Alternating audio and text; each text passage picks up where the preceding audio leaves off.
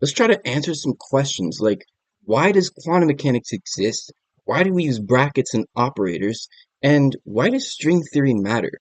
And let's start with the number 12 because the number 12 is very interesting.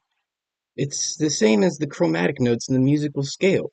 So we can divide this 2 pi by 12 and we can get sort of 12 equal portions of this circle.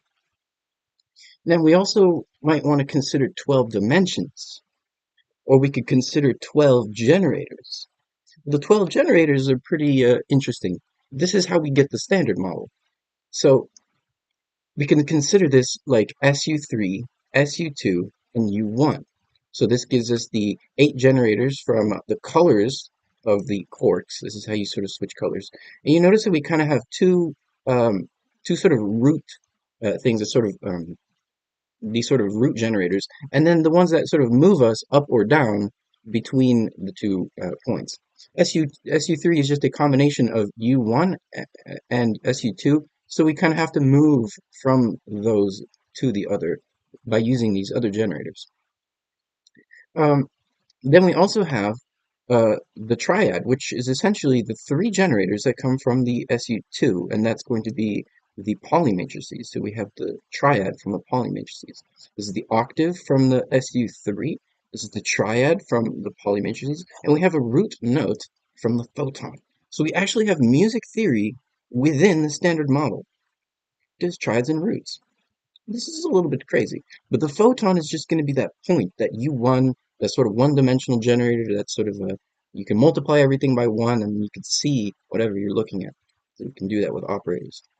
The Pauli matrices flips things between one and the other, and the SU3 changes the colors of the quartz. The question is why? Why do we have these 12? Why is it why is it this way? And again, this 2 pi divided by 12, the chromatic musical scales, this is why.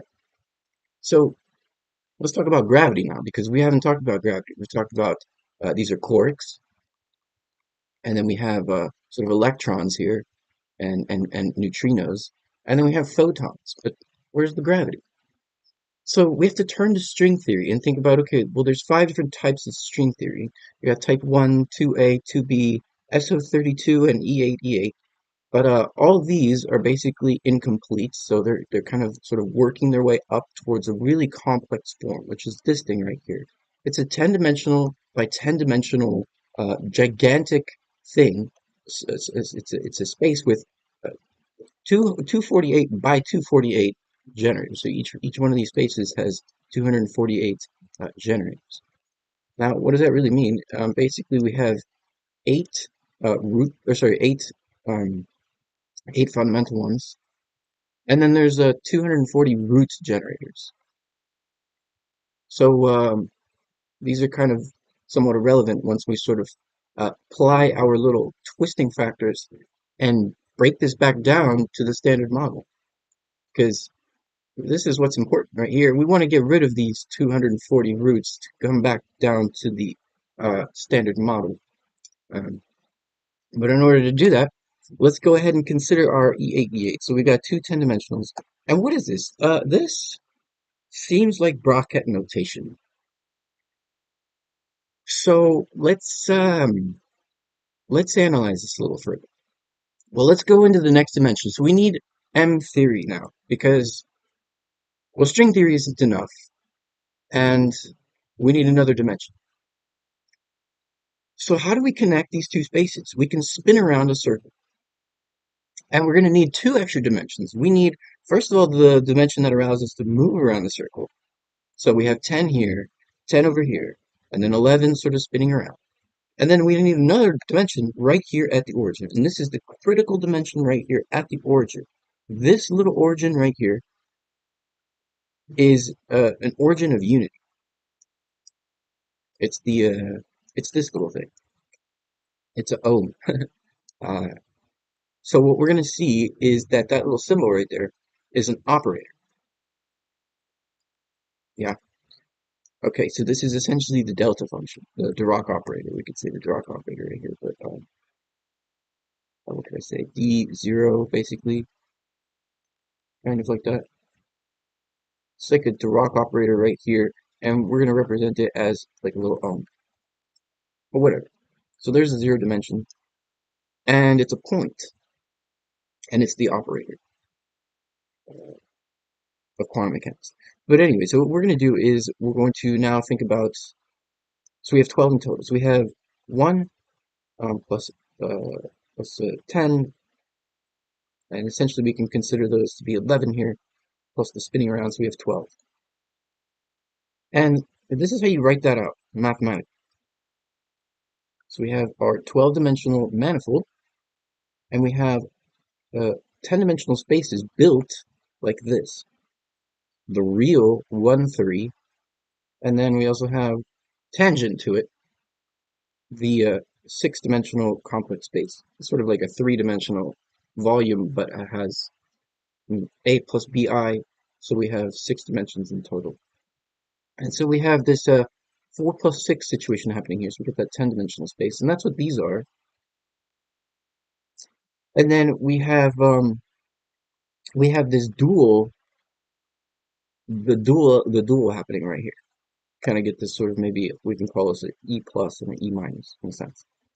And that's this split dual right here. So we have a circle, that's the S1, and then we have a Z2, which gives us our split zones.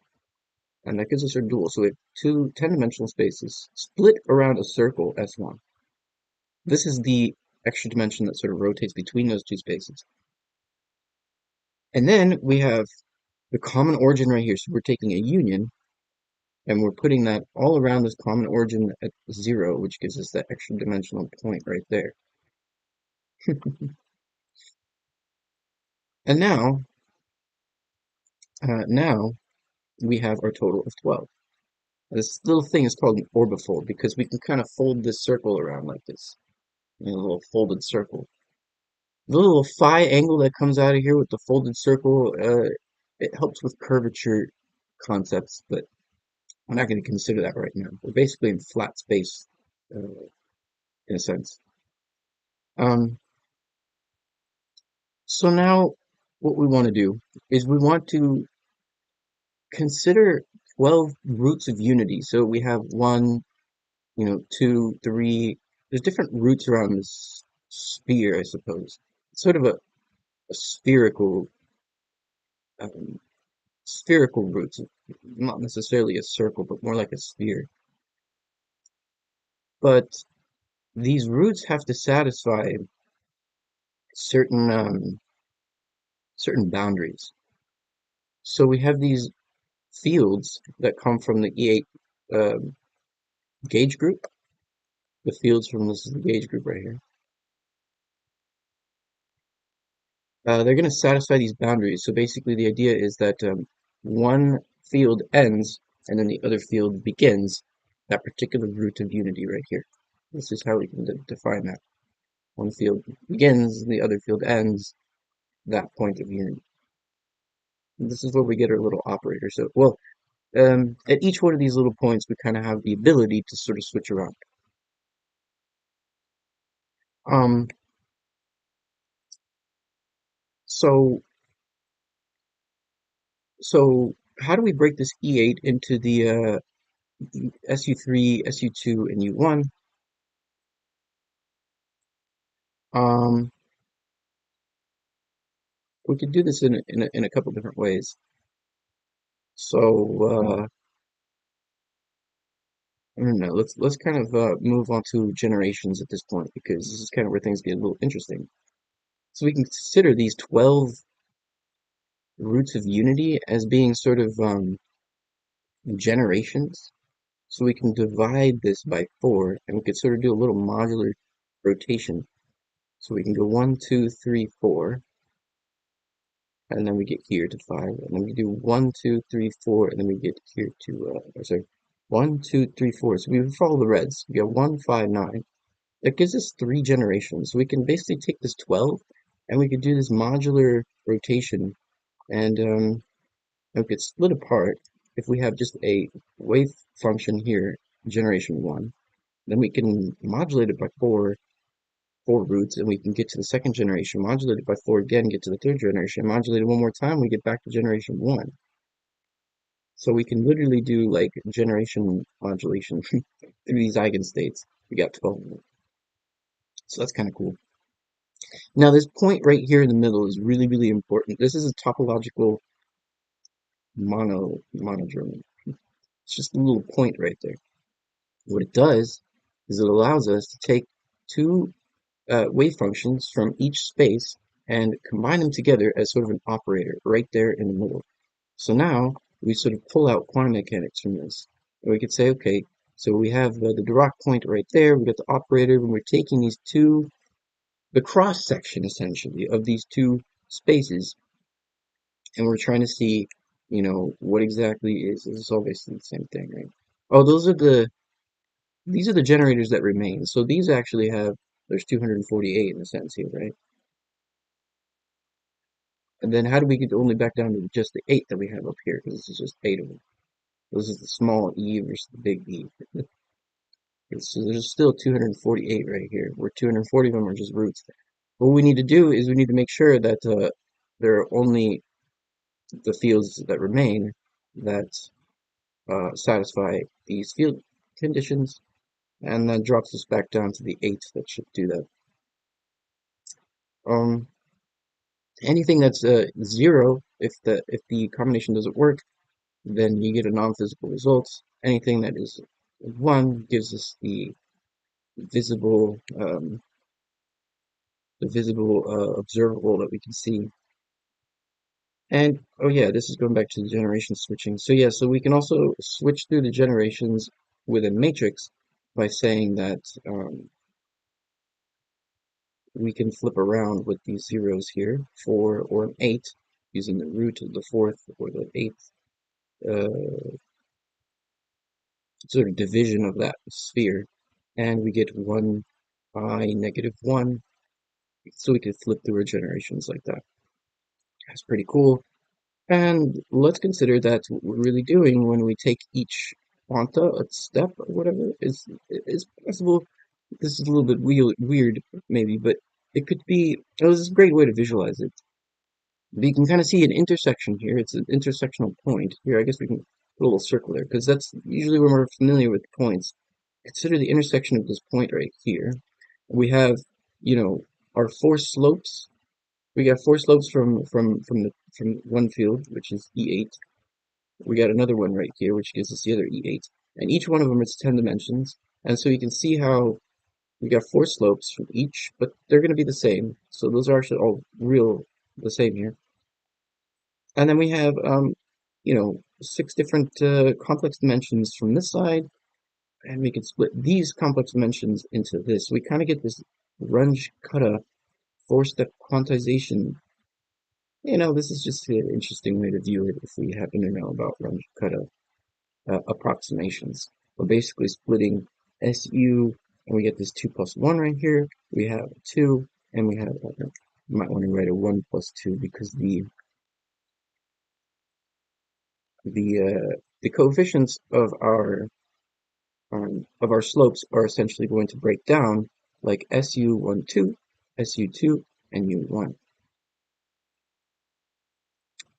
like this 1, 2, 2, 1.